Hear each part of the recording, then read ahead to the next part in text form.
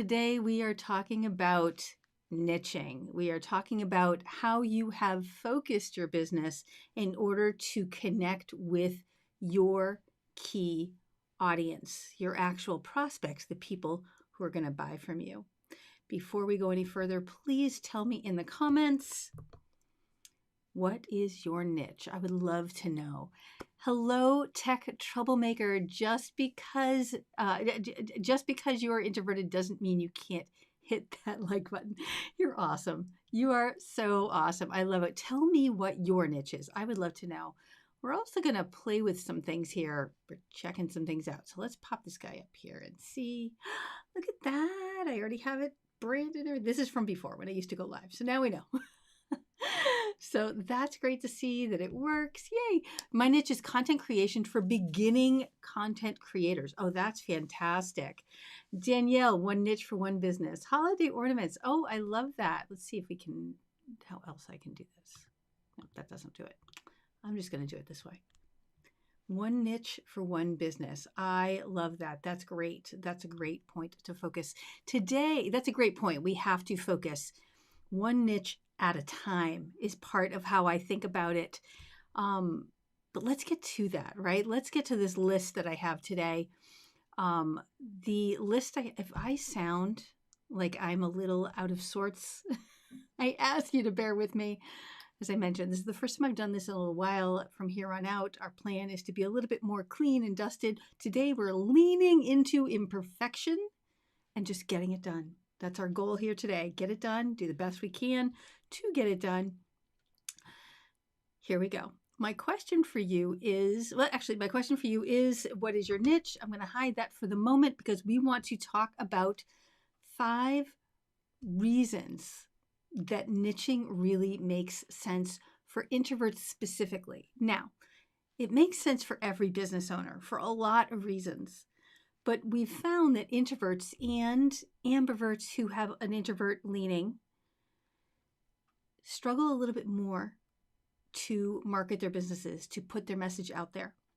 And when you focus your business by niching, you can make it a little easier for yourself, especially as an introvert or an ambivert. I'm going to throw that word ambivert around. It's just that person that is between introvert and extrovert. You might think of it as an introverted extrovert or an extroverted introvert. The word is ambivert. So introverts and ambiverts, how can you especially benefit from niching? That's what we're going to talk about today. And the very first one that I want to talk about is your ability to focus, right? One of the challenges as an introverted business owner is being overwhelmed. There is so much to do. And if you're also serving everyone all the time, you're going in a lot of directions. You can narrow that and focus it, and that can help you not be so overwhelmed because you don't have as much to do. You don't have as much to worry about. Some examples. So Tech Troublemaker said that his niche is content creation for beginner content creators, which means that he doesn't have to worry about the people who have it going on and really know what they're doing. He's not worried about them. They're doing the thing. They're good. For Tech Troublemaker, if you're a beginner content creator, that's what he can focus on. And that can really help him specialize and really lean into that expertise, become well known for that, and really get just focus. The word I'm looking for is focus. It's up on the screen. I'm just going to stick there because apparently I'm struggling to find words today. It is what it is. And I have notes. I absolutely do. We should all have notes when we do this. It also allows him to streamline his offerings, right? So he doesn't have to worry about serving anyone's needs except those people who are at the beginning stages. Now, even that is fairly broad. Have you never done it? Have you done it a little bit? Have you gotten going? You just want to get better, right? There's some room to move there. But he's also really clear about who he helps. I love Danielle's idea of holiday ornaments. I think that that's great because you could do ornaments for other things like how to decorate your house, right? That's really just in general, right? How to put things around your house in general, but that's nice and specific holiday ornaments. So you've got, I'm assuming, Danielle, that That Christmas is a big deal and the end of the year in general, but then you can, in the middle of the year, focus on other holidays that pop up, like Valentine's Day. And we've got, I think we just went by St. Patrick's Day, and we've got Easter coming up, all sorts of possibilities. So she can spread herself across the calendar, but it's specifically holiday ornaments. I love that. That's great. So anybody else who's popping in here, and even if you're watching the recording of this after the fact, put it in the comments. What is your niche? I'd love to know. I want to tell you a little bit about my niche along the way, as well as a way to help you understand a little bit more about what we're talking about. I was thinking about this earlier as I was putting today together. One of the ways that I niche, so I help introverted business owners thrive in an extroverted marketing world. And one of the ways that I niche, which is kind of interesting, is somebody asked me early on, what about introverts who don't know that they are introverts? How are you going to connect with them or let them know that you can help them? And so some of my content helps you understand what kind of an introvert you are. And maybe that's part of my niche, is people who know that they're introverts and are struggling with the impact of that in their life, because not every introvert, I mean, that's part of the niche anyway. Not every introvert has a marketing challenge, but some do. And for those who do, I'm their client. I'm the person that can help them, and they're my client. So it's a way to focus it even then, right? And so yes, Danielle, we can absolutely define what a niche is. You're right. I'm making some assumptions here, aren't I? Niching is narrowing your audience, right? Niching is, who exactly do I work with? Who do I work with? How do I help them? Getting really narrow. Here, I do better with examples. Dwayne, hello. I do better with examples. So let's do that. You've got a bunch of doctors that go through medical school and come out and they graduate, and they can all just be general doctors, but you don't see that happening. Nobody walks around being a doctor, right? You've got a pediatrics doctor. You've got a primary care doctor who then feeds out to specialists. Each of those are niches for doctors to help the people who are in their audience, people who are thinking about finding a doctor, understand whether or not they can be helped by this particular doctor. Right? So if you've got a broken leg, you need to go to I want to say orthopedist. Am I digging myself a hole? I might be. But you want to go to a doctor who can help you with that specific problem, right? So those are niches. Those are examples of niches. And the challenge here when it comes to niching your business is, we can't help everyone. So to back up even a little bit further, I had a client who I used to work with who was a life coach. And I remember talking about niching with her. And as a life coach, she really has some big motivational stuff that can help a lot of people. And so I asked her, okay, but who do you focus on? What's your niche? And she said, Susan, I help anybody. My niche is anybody who's human. And I was like, yes and no. Yes and no. Sure, maybe everybody could benefit, but I'm sorry, but a 5-year-old isn't going to have any clue what you're talking about, and they're not going to care. You cannot literally help every human. You cannot help every adult, because not every adult is going to believe in what you offer, believe they have a problem that you can help, and want it to be fixed. So right there, we're niching that our people need to be somebody open to the way we approach it. Our people need to be somebody who has an interest in solving a problem that they're aware of that they have. And one of our challenges can be, as business owners, helping people understand the problem that they do have, right? That can be part of it. But when we help everybody, we help no one. Thank you, Danielle. That is 100% it. And so we really need to stay focused. I love that there are some niche evangelists in the audience. So we can just sing the song together. I love that. I think that's brilliant. So when it comes to niching and the benefit for introverts who are naturally overwhelmed by, that's the definition of being an introvert anyway, is being easily overwhelmed by everything going on in the world. That's in the world around us, right? That's the challenge that niches that introverts often face, is that too much going on can really overwhelm them, and then they have trouble focusing. And that includes our businesses. So use the benefit of niching to allow you to narrow your focus and narrow the amount of data you have to deal with in order to help you function within your business and stay focused, right? So focus is a huge benefit to niching for introverts. Let's go with number 2, confidence. So confidence is an amazing benefit of niching specifically for introverts, because when you narrow your focus, you can become a specialist at this thing and be known for this thing. And that can really boost your confidence. You're not bringing somebody on in an area of your business that you don't spend as much time in. So you're like, I hope I can help them. I'm not sure if I can help them. I hope they like this. When you narrow your focus and you do the same or similar things every time, you get better and better at it. And that can increase your confidence. Now, I'm not saying you only can do one thing over and over. And I also want to state that once you just define a niche, you don't have to stick with it. It is not permanent. It is not, okay, I'm doing this thing and that's true forever, right? You can shift your niche if you find that you've got it figured out and you can add a niche. And I know it's one niche. In marketing, when you're marketing, you have to focus on a particular niche, but you can have defined separate niches and focus on one at a time, periodically switching a little bit. So we can look at Danielle and her holiday ornaments. She niches down to like Christmas holidays in December. And then we get into the April-May timeframe, and now she's focusing on Mother's Day. And so she's narrowing her niche even more at that moment. So she's got little shifts that she's making along the way, even though her niche is, a slightly bigger holiday ornaments, right? So we can narrow and pull back and narrow and pull back.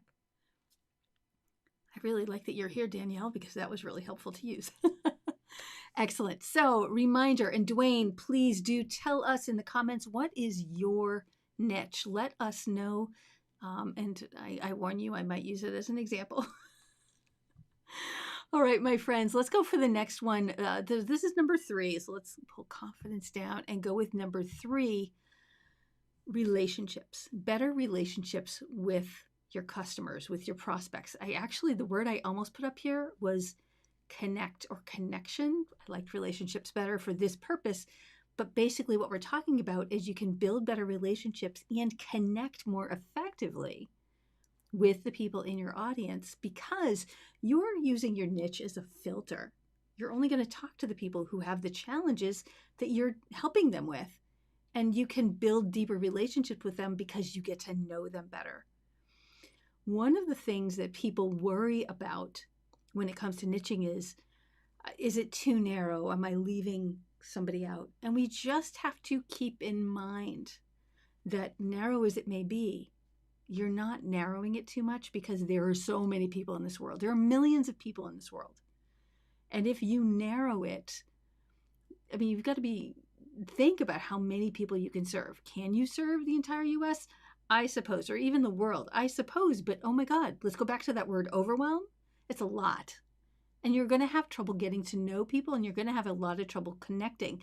And in fact, as small business owners, that's one of the benefits that we have over large corporations, right? So Walmart or Target or Coca-Cola trying to connect to their audience, really, really hard to do.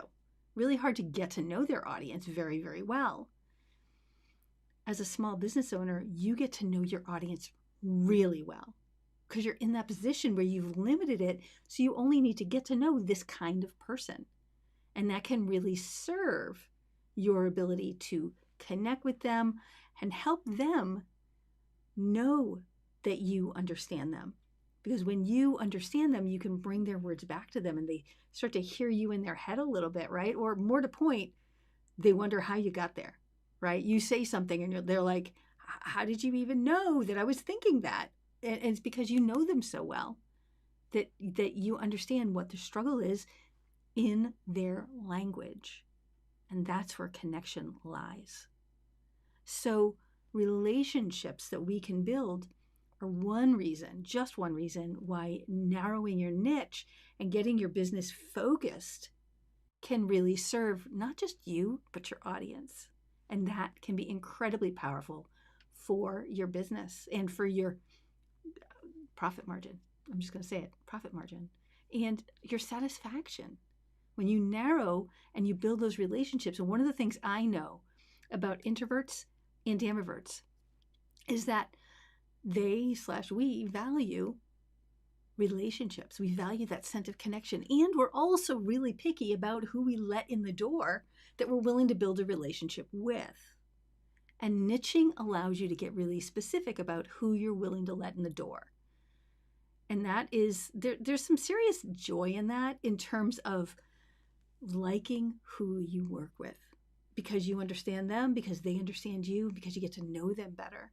And introverts tend to have a smaller group of people that they allow in their world. This is one of those ways to do that, so that you can build those tight relationships. Hello, Cheryl. Welcome, welcome, welcome. I thought I saw somebody else. Maybe I didn't. I thought so. Welcome. The question on the table is, we all know this now because I've put it up here enough. What is your niche? Tell us, Cheryl, and anybody else that's watching, please tell us in the comments what your niche is. And if you have a question, I'm going to say this now, if you have a question about your niche or niching in general, at the end, I'm going to be asking that once we get through all five. I'm going to be answering them once we get through all 5 of the points that I have. And we just finished number 3. So it's coming up. If you have any questions, preferably if you can, put a Q in front of it, then I'll see it a little bit better.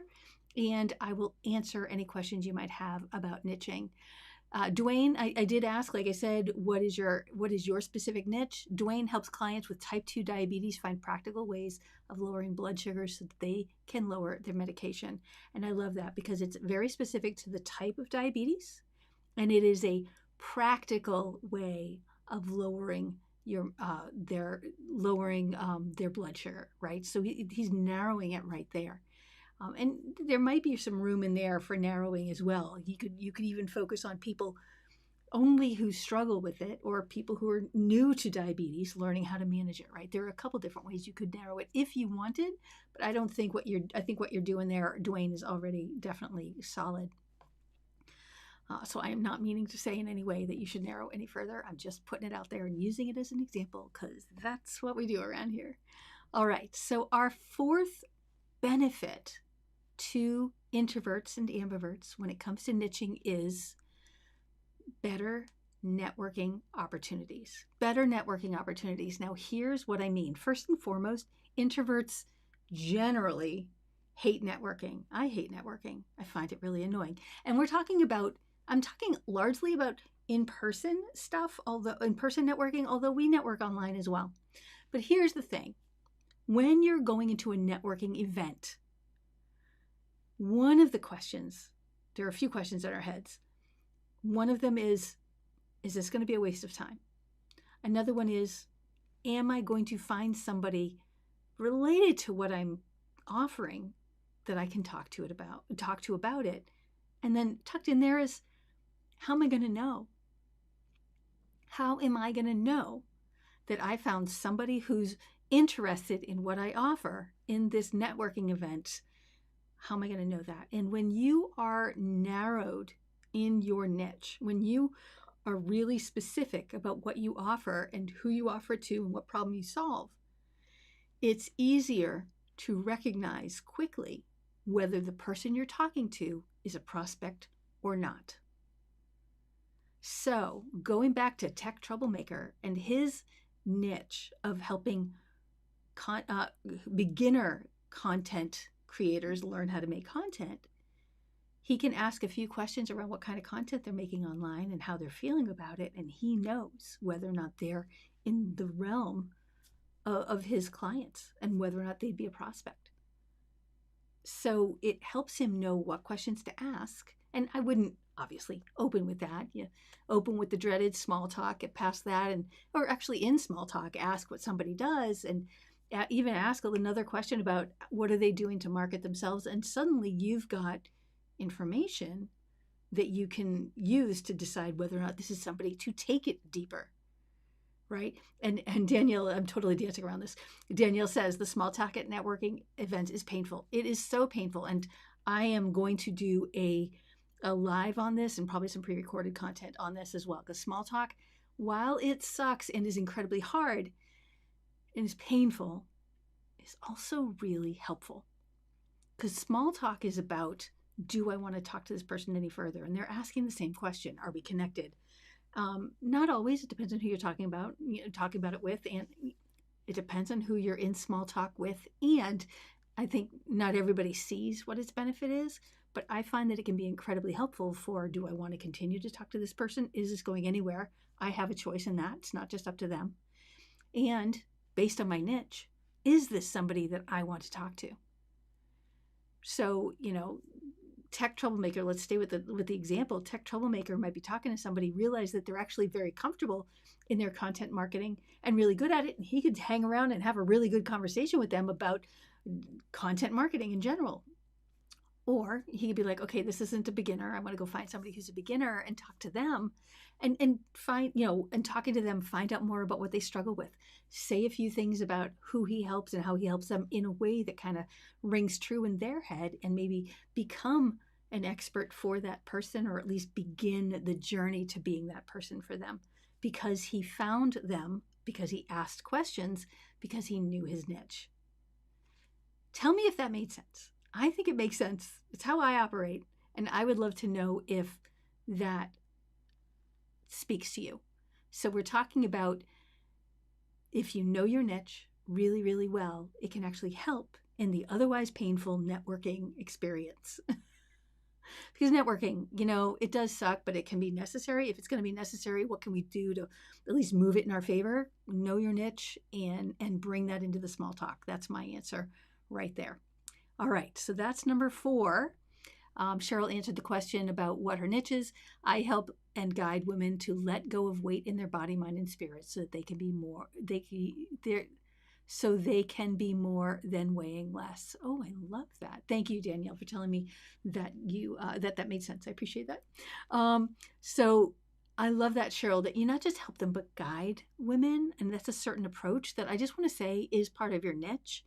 Because different approaches that we have can help us define. I am a coach and a consultant. The people I work with, and part of my niche is that they are self-aware and open to coaching. If you're not open to coaching, I can't help you. So it becomes part of my niche, part of the requirement for who I'm going to work with. Messaging is our 5th benefit to introverts choosing to niche their business. And by messaging, I mean marketing messaging. Because when you know your niche, it becomes more clear how you're going to market your business and how you're going to work out your messaging. It helps you get clear on your messaging, and it allows you to be more targeted, more specific about who you're trying to reach. And when you're clear on who your audience is and you can communicate specifically to them, that's what we mean by targeting. It's going to resonate with the right people. And this goes back to, if you're talking to everyone, you're talking to nobody, because everybody in the world, when they're listening, especially with your marketing, but in general, they're listening, what's in this for me? What's in this for me? What's in this for me? It's like we resonate throughout. That's what we're thinking as we go through the world, especially as we look at things like marketing messages.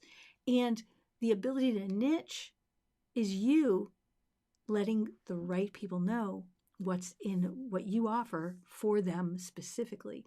And for the people for whom that resonates, it will bring them closer to you because they'll hear you.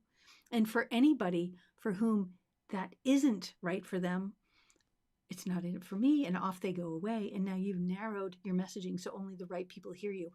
And Cheryl is a great example of that, right? Cheryl guides women to let go of weight in their body, mind, and spirit. And for women who understand that how they feel in their body is more than just about their weight, that's going to resonate.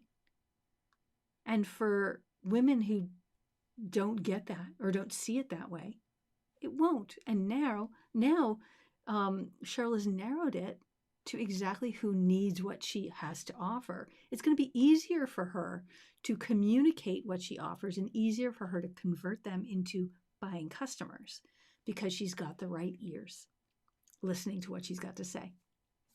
So let's pop these up here again. When you niche your business, you enable yourself to focus. you increase your confidence, you build relationships through connection, you have an easier time networking, and all of that, honestly, because your messaging is clear. Because you know what you're doing, you know who you're doing it for, and you know how to talk to them. So, with that in mind, my question is, do you have any questions? If anybody else is watching, I just want to say that I invite you to tell us what your niche is. I'd love to know. It's been really, really fun to find out what your niches are and to use them. Thank you for letting me. I don't think I've seen any, I'm popping in here to see, I don't think I've seen any questions. But if you have any questions about your niche or about niching in general, yeah, Dwayne was saying before, data overload, which comes when you aren't niched. Yeah, 100%. Oh, and I love that you're saying hi to each other. Look at that. Nice group. I love it.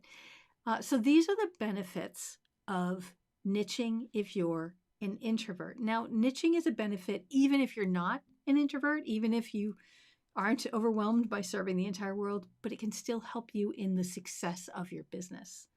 So that, my friends, is what I wanted to cover today.